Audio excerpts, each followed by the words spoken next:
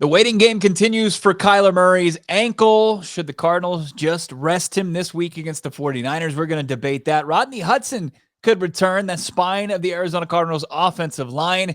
That'd be a big addition. Also, the Arizona Cardinals slip in the power rankings following their first loss. The disrespect continues despite an incredible run to start the season. We're getting into all of it on today's edition of Locked On Cardinals. It's Bo Brock, Alex Clancy.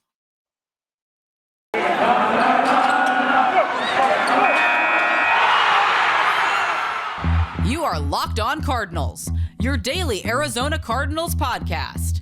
Part of the Locked On Podcast Network. Your team every day.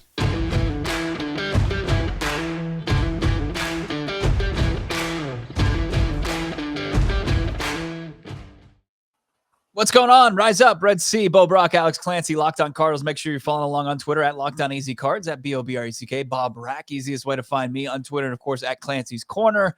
Oh man, big show today. We continue the waiting game for Kyler Murray after Jay Glazer dropped the little news on Sunday that it could be a 1 to 3 week thing. Alex and I are just going to pretty much discuss whether or not the Cardinals should just kind of suck it up and keep their quarterback out of the lineup. If they do so, that would be 17 days if you go from Thursday Night Football to the Cardinals Week 10 game. It'd be big layoff for the QB and maybe a potential for him to get healthy quicker. Also, Rodney Hudson, he was activated off the IR, at least designated to return. What that would mean potentially if he's in the lineup on Sunday against the San Francisco 49ers in that front seven. And then we've got our power rankings. Arizona Cardinals slip up, and as according to the masses and the people that don't pay close attention, they think, oh, well, there you go. They are who we thought they were. They're not as good as we thought they were. And the Arizona Cardinals, of course, slide, at least in the Locked On Network power rankings. We'll tell you where they are. Alex, this is the first time the Arizona Cardinals all season long have had to bounce back from a loss. How are your feelings about that? I mean, at least they're not playing, a world beater on Sunday. I mean, at least they're playing somebody that's beatable. We'll talk about with Colt McCoy if he's in the fold. There's a big difference between 8-1 and 7-2. Like, we're going to start every game obviously it's huge in the NFL, but the longer they can keep up with the Rams, the better. And I feel like if Kyler's at 70%, you got to think about starting him. Like, that's where I'm at now. It's not like a rest and then it's their bye week. Like, if they had their bye week in week 10, sure, rest them because it makes sense. It's strategic. It's not looking at the record saying, hey, you know what? We're happy to be here. Let's sit our guy. Like, you can't, once you start to get happy to be somewhere, that's where things tend to take a turn, not for the best. Yeah. So, 70 may be too low. Like, if he can plant, you start him. Like, if he can plant his foot, you start him. And if he can't, you don't. Like, Colt McCoy is great, but you'd rather have an 80% Kyler Murray than a Colt McCoy, in my opinion. I don't think that's wrong. I think that a 70 to 80% Kyler Murray is better than Colt McCoy, that there's a difference, between, the type of caliber of quarterback that they are. Could Colt McCoy get in there and run this offense efficiently, get the ball into the playmaker's hands? That's not the question. But Kyler Murray certainly gives the Cardinals, and he always gives the Cardinals an edge, health or, bad health. I think that the Arizona Cardinals, that's the debate that Cliff Kingsbury is going to have to kind of go through between now and Sunday against the San Francisco 49ers. The one thing I would say why this is such a good I wouldn't say good opportunity, but this is maybe you should think about resting him, is because of who he could potentially face. We've seen Kyler Murray in the last couple of weeks, the Texans game, really the main game where he was taking some shots that he's not in his sack numbers have gone up significantly. We've just seen him take more of a wear and tear over the last couple of weeks. Maybe you just kind of get him back to neutral, because we've seen what the result can be if he just gets beat up beyond, repair for the rest of the season. And, I think that Colt McCoy, this is a good opportunity. I could be wrong. Colt McCoy could come out and the offense could sputter tremendously, but I do feel pretty confident that he can make enough plays, enough throws out there that with this Niners offense and their inability to consistently move the ball with that, whoever's at quarterback, that they could, score enough points to win this one, get out of there with a hard fought win. Yeah, agreed. But it's like, but then next week it's Carolina. Carolina's got a good defense also. Yeah. I mean, then the week after it's the Seahawks. So the Seahawks have been playing better defensively, definitely over the last couple weeks. I mean, you have the Bears at Soldier Field after that. So like when's the time going to come where if he's at 80% that you're going to play him? Like these are all NFL players on defense, regardless of who they play. One guy could beat Kelvin Beachum off the edge and unload on Kyler. Like that's just the story of football and the story of a quarterback. So it's like if he's ready now, the one huge difference between last year and this year is their offensive output is not solely predicated, in my opinion, it was on him being able to run the ball effectively. That obviously is completely punted on this year. So him being able to stay behind the line of scrimmage and be a little bit movable outside of the pocket, I think would pay huge dividends over Colt McCoy because you're not relying on him to run the ball while injured. You're relying on him to extend plays, but not having to run the ball is a huge luxury that they didn't have last year when he was injured. So that's a huge difference now. Yeah, I just looking at their upcoming schedule and trying to get that week 12 bye and put yourself in the best position to really get after this on the stretch run.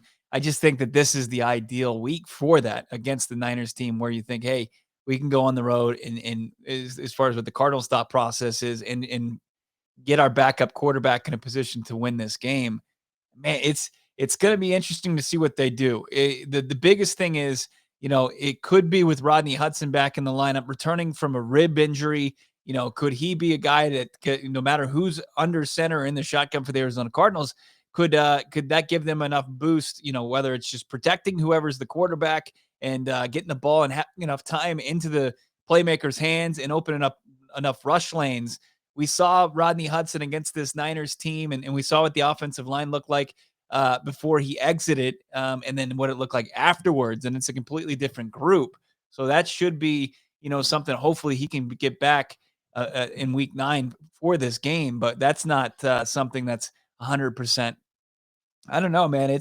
I think that this is, even though the margin for error is so small, and you're dealing with one team, but this team that they're facing, as far as the Rams are concerned, it's one of the best in the league. I mean, according to our power rankings, aren't they the number one team in the power rankings right now?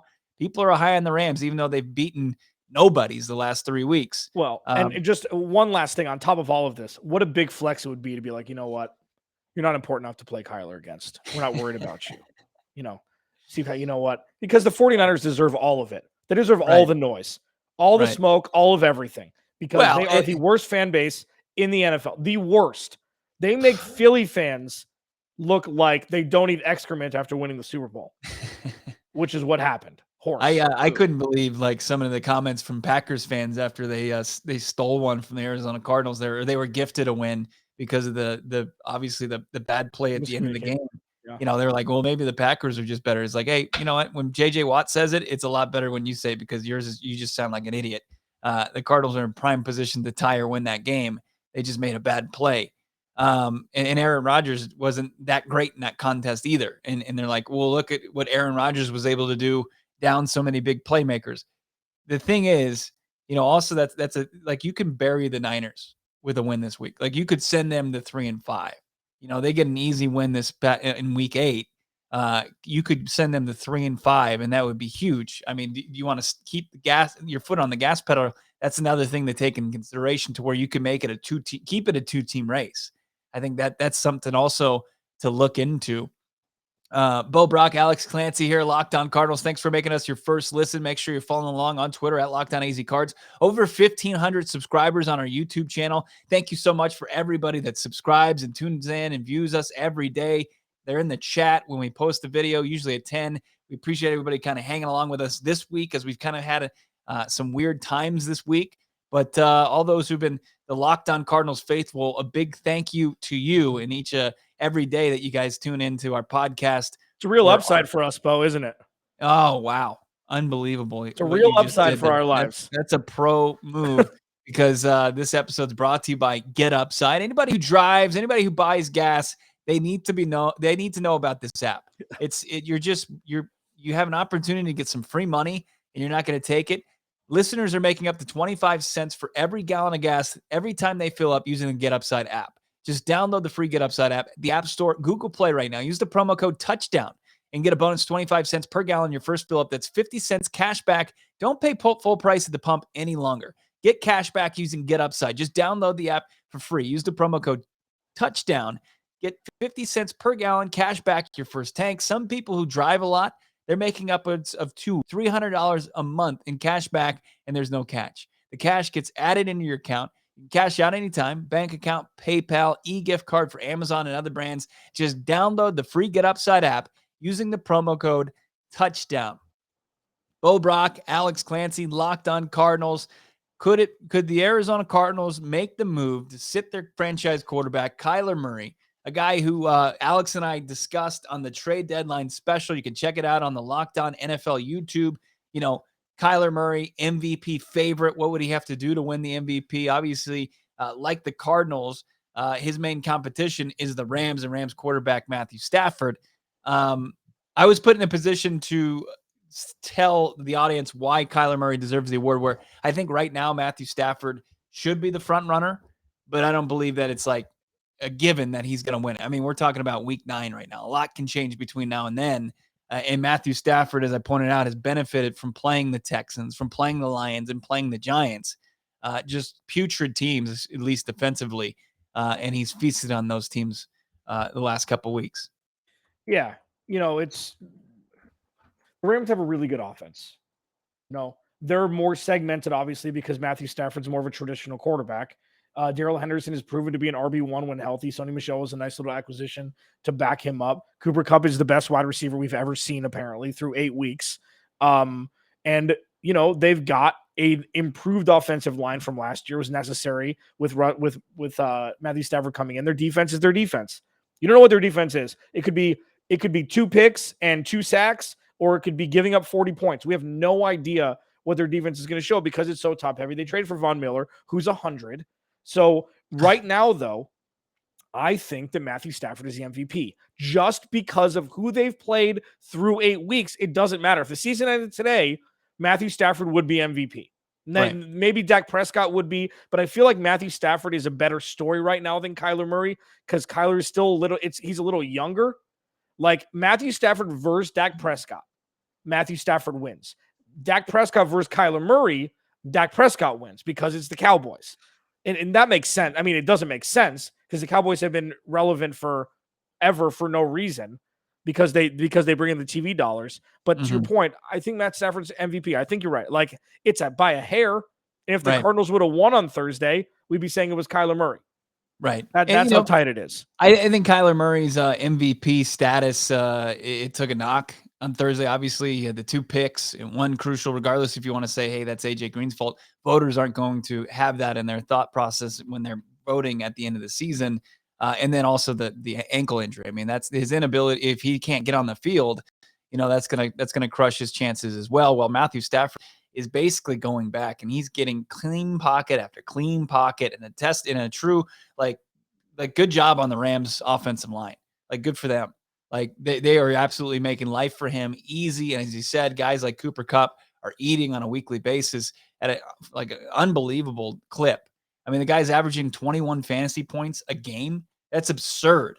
And I think he's pretty much eclipsed for the most part what he did fantasy wise last year. I'm not bitter about that, as I owned him last year and he didn't do squat. And then this year he's Jerry Rice.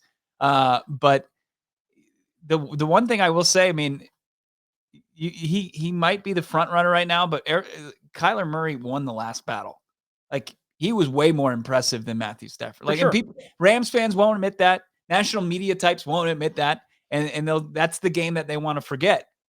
When we get into the power rankings, there's a lot of games that a lot of people that are voting for power rankings are forgetting about teams that are ranked ahead of the Arizona Cardinals, and we'll get into that.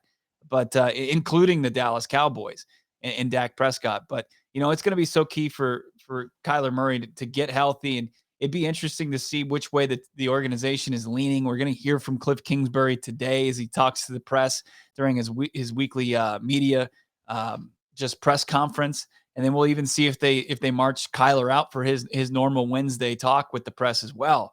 Or if it's going to be Colt McCoy, and that'll be pretty telling as far as which direction the Cardinals are going to go. But, I still view the San Francisco 49ers as a team in flux, as in an opportunity to where Colt McCoy can go in there and win that game.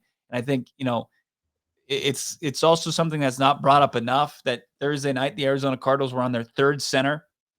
Mm-hmm. And you said this in the knee-jerk reaction podcast, how crucial that botch snap was and how it kind of just put the Cardinals offense in a frenzy, even though they were in the driver's seat to tie or win that game.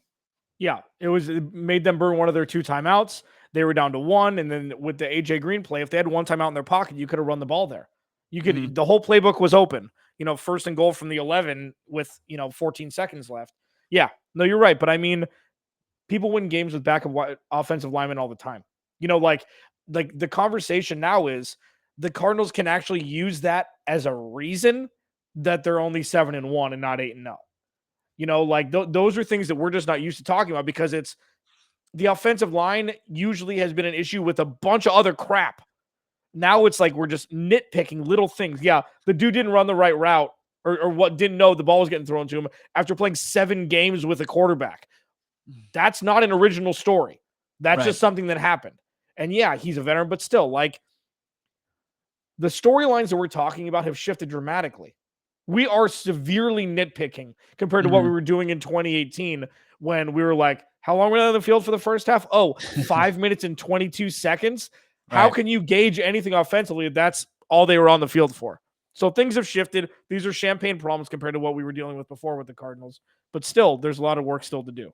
It's crazy what that AJ Green play overshadowed. I can't stress it enough. The defensive stand that they had against Aaron Rodgers and Aaron Jones and that Packers offense to get the ball back and then go 94 yards. I mean, that's incredible. I mean, if they pulled that off, it would have been one of the best wins and finishes in Cardinals history. And it would have been another just Aaron Rodgers leaving that place like this is a nightmare. This is my nightmare. This is the worst of all realities. But he was able to squeak one out. Credit to them. The Packers get a huge bump from the W over the Cardinals. And then for whatever reason, the Cardinals don't get respect on the other side of it. And we'll get into that. The power rankings and a player that needs to step up, regardless if Kyler Murray is playing for the Arizona Cardinals. We'll tell you who that is. It's Locked On Cardinals, part of your Locked On Podcast Network, your team every day. Cardinals 2.5-point favorites right now on the road against the San Francisco 49ers, according to our friends over at betonline.ag. You want some of that action? BetOnline remains your number one spot for basketball, football, at the World Series continuing. And then you've got the updated desktop mobile website. Sign up today. Receive a 50% welcome bonus on your first deposit. Use the promo code LOCKEDON. Receive your bonus. From basketball, football, baseball, postseason, NHL, boxing, UFC, right to your favorite Vegas casino games. Don't wait to take advantage of the amazing offers available for the 2021 season. Bet online, the fastest, easiest way to bet on all your favorite sports. Bet online, where the game starts. Built Bar, Bo. How's that transition? There's no way to transition between a betting website and a protein bar, but I did see you shoving your face before we started this podcast with a Built Bar. What flavor was it? That was the blueberry muffin. God, so you were still finishing up. So Bo has to hide things he's I'm saving money from I'm rationing my potatoes, but they're Built Bars. Got it. Okay. That's great. That's not exactly where I would have went. But Built Bar is the best tasting protein bar on the planet. They're all chocolate covered. They're 5 bites. They're soft to chew. They don't taste like, the side of a wall or something. They're not chalky. They're low carb, low calorie, low fat, low sugar, high protein. They've got some fiber in there, and they're delicious. Like, we've talked about all the flavors. This is just all true. There's blueberry muffin. What's a paranormal pumpkin was going around. They're doing a different flavor every 3 or 4 days this month. So just check it out. I mean, the boxes, if you buy multi-box, they just send you some of the flavors that they have. Coconut almond, there's orange, strawberry, salted caramel, double chocolate, mint chocolate, coconut brownie chunk, which is one that just defies everything that would lend you to think that this was healthy for you, but it is. So go to built.com, use locked15, write it in as a promo code. You get 15% off your first box. Locked 15 for 15% off your first box at builtbar.com or built.com. I believe both work. Full disclosure, we're back to recording a day before, and Game 6 of the World Series happened as before we recorded. So the World Series could be over, according to my Bet Online read. Just so we don't have to go back and edit. We're just gonna move forward here. Let's roll, baby. There's a player, Alex, before we kind of get into the power rankings that has kind of disappeared, or not Thursday night. He didn't disappear. He's very much a topic of discussion for the Arizona Cardinals. Rondale Moore was just an absolute darling, absolutely blew us away. And his last 3 games, 24 yards against Green Bay, 17 against the Texans, and 16 against the Browns. He had a decent game against the Niners where he had 59 yards, nearly had a touchdown in that contest.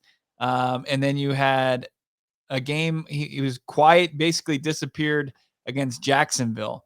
We're seeing a real inconsistent performance from the second-round pick out of Purdue, where I think in order for the Arizona Cardinals offense to really just be the offense that we think it could be, Rondale Moore has to be going and playing at a high level. Yeah, he's kind of playing the way that Christian Kirk used to play, where it's like, once in a while, you'd be like, oh man, that dude belongs in the NFL. That dude is a wide receiver 2 bona fide. Let's get rolling. He was getting the ball in his hands more. And then, he kind of disappears. And it could be play calling, could be whatever. I mean, there's so many different things. But yeah, his fingertips were enemy number 1 in Phoenix after Thursday night, whether it be the punt or him tipping the ball into the welcoming arms of the Green Bay defender for the interception that led to a touchdown. Can I say, at least he's not injured? At least that's not the reason why? Because that was the number one concern. You could look at him on the field right now, especially what Tyreek Hill's done for the wide receiver position. Steve Smith was fast, but he was big and he would eat your lunch. Tyreek Hill's just going to outrun you. And Rondale Moore could have been, and with Hollywood Brown, Rondale Moore is a better wide receiver than Hollywood Brown. So you could easily have seen him as a first-round pick if he didn't miss the better part of the last 2 years in college due to injury. Now, the fact that he's not injured, I'll take that over unstable play from a rookie. Yeah. There's so many mouths to feed.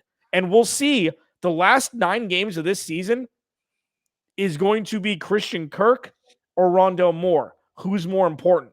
Because obviously Rondale Moore is going to be on the roster. But if they believe in Rondale Moore, Christian Kirk ain't getting re-signed. Right. And it's Rondale Moore and Christian Kirk are going to be so important, especially if Kyler Murray can't go Sunday. I mean, those receivers that are going to be running the routes that are kind of underneath, that's going to be what it's going to come down to with Colt McCoy. That's how he's going to be successful. That was his key to success as far as being one of the better quarterbacks in Texas Longhorn history. It was getting the ball in the playmaker's hands. He wasn't throwing the ball down the field. DeAndre Hopkins, AJ Green on the outside, yeah, they might be targeted here and there. I mean, obviously you're going to get Nuke in the game flow. We'll see what his status is with a hamstring injury. I mean, Nuke usually just plays. He was, even when the coaching staff thought he wasn't going to play, he entered himself into the game. But guys underneath, we were raving about Rondale Moore because of the preseason, and Colt McCoy was the guy that was getting them the ball. I mean, we've already seen that, and he has the ability to do that. Can he do it when the games actually matter? That's another question, but I think it's going to be so important for those two guys to get going, especially if they're without Kyler Murray. Rondale Moore, we've already kind of talked about, or Rodney Hudson, it's so important for him to get back in this. We talked about the snap issues. I know Rodney had his snap issues early in his Arizona Cardinals career, but it seems like he's kind of figured that out. That'd be a huge boost for this offensive line. Let's get into these power rankings real quick, because I just want our listeners, our viewers to understand that the disrespect continues to overflow when we talk about the Arizona Cardinals. Here are our Locked On Network power rankings for Week 9. The Rams at 7-1, and boy, they really rose the rankings after beating up on the Giants, the Texans, and the Lions. How'd they do it? Man, they just are so dominant. the LA Rams. I cannot stress enough. They are such a good football team, and Matthew Stafford is the MVP. And what a genius Sean McVay is. Hey, did you see Sean McVay's won the most games when leading at halftime in NFL history? Yeah, he's playing nobodies. You've got the Packers who get a big boost from beating the Cardinals, but the Cardinals fall to 6. They fell below the Bills, who have lost twice. They fell below the Cowboys, who can't stop a nosebleed still. They fell below the Bucs, who got absolutely just destroyed by the New Orleans Saints and Alex Clancy playing quarterback. I mean, give me a break with these power rankings, man. That's embarrassing. I think I put the Cardinals at 5 or 6. You've got to. You've got to. If you're gonna catapult the Packers to 2, if the Rams are gonna be the number 1 team and they crush the Rams, the Bills.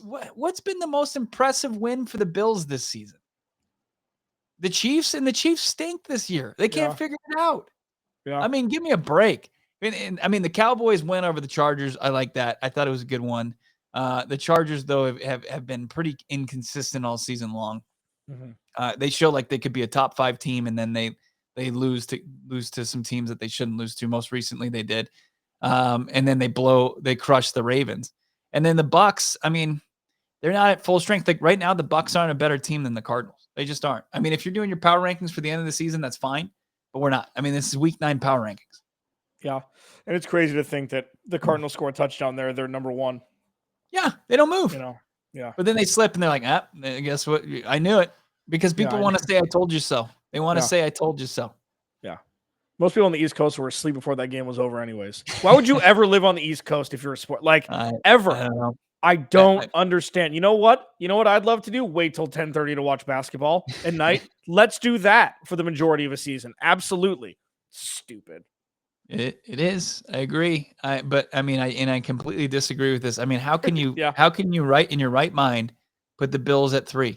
Because I will tell the full transparency. Our Locked On Podcast Network host, they feel like the Bills were the team. They were going to be a team to beat in the AFC going into the season, and they won't relinquish it. They won't. Because they'll watch games with an eye of, oh, the Bills are good, and I'm not going to change because I'm going to be right about that. And I said this about the Cardinals. They were going to finish 4th in the NFC West. That would make me look foolish. They just are they're reluctant to do so. And I think that's not looking at it objectively. And, Cardinals 7-1, if they can beat the Niners as they kind of navigate these injuries, they probably won't rise up the rankings too much.